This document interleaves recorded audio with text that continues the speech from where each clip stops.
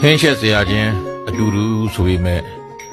ရှင်ပေါင်ရွက်တပိတ်သားနဲ့ဝတ်သားတပိတ်သားရဲ့တန်ဖိုးဟာ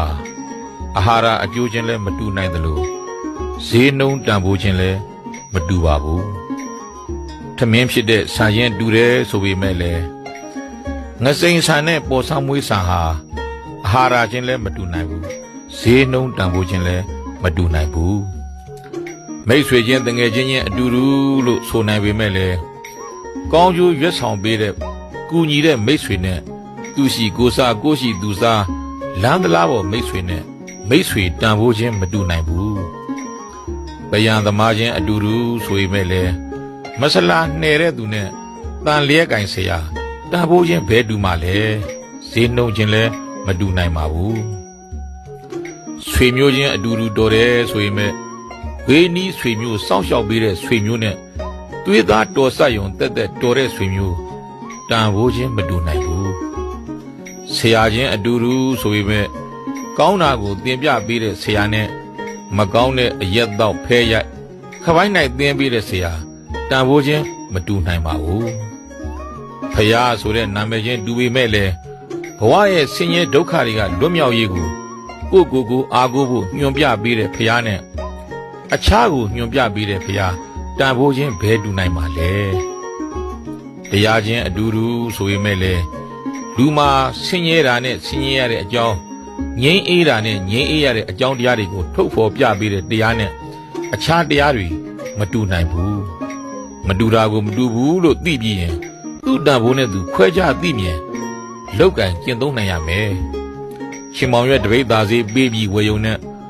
ဝတ်သားတပိတ်သားရနိုင်မှာမဟုတ်ဘူးငစိန်ဆန်တရင်မှုပေးပြီးပေါ်ဆောင်မွေးတရင်လူချင်းလို့မရနိုင်ပြီဘူးလမ်းတလားပေါ်မိတ်ဆွေလောက်သဘောထားပေါင်းတင်နေလို့ကိုအကျိုးအတွက်ဘာမဆိုတကယ်ဆောင်ရွက်ပေးတဲ့မိတ်ဆွေကောင်းကိုမရနိုင်ဘူးဝေနီးဆွေမျိုးတွေကိုစောင့်ရှောက်ပေးတဲ့ဆွေမျိုးကိုဘာစောင့်ရှောက်မှုမှမပေးတဲ့ဆွေမျိုးလောက်တန်ဖိုးထားဆက်ဆံလို့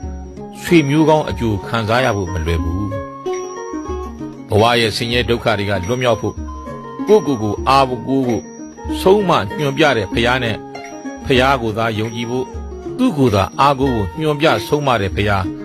အတူတူသဘောထားပြီးနေုံဆရာတင်ယုံနဲ့ဘဝရဲ့ဆင်းရဲဒုက္ခတွေကလွတ်မြောက်ဖို့မဖြစ်နိုင်ဘူးတကယ်ကိုဘဝရဲ့ဆင်းရဲဒုက္ခတွေကလွတ်မြောက်ခြင်းနဲ့ဆိုရင်တော့ဗုဒ္ဓရဲ့ညွှန်ပြချက်တွေအတိုင်း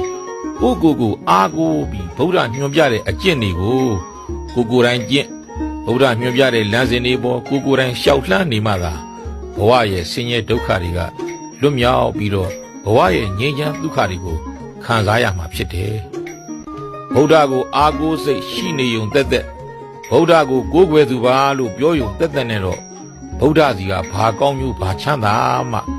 ရနိုင်မှာမဟုတ်ဘူးတရားဓမ္မချင်းအတူတူဆိုပေမဲ့လည်းဘဝရဲ့ဆင်းရဲဒုက္ခတွေကလွတ်မြောက်ရေးညွှန်ပြတဲ့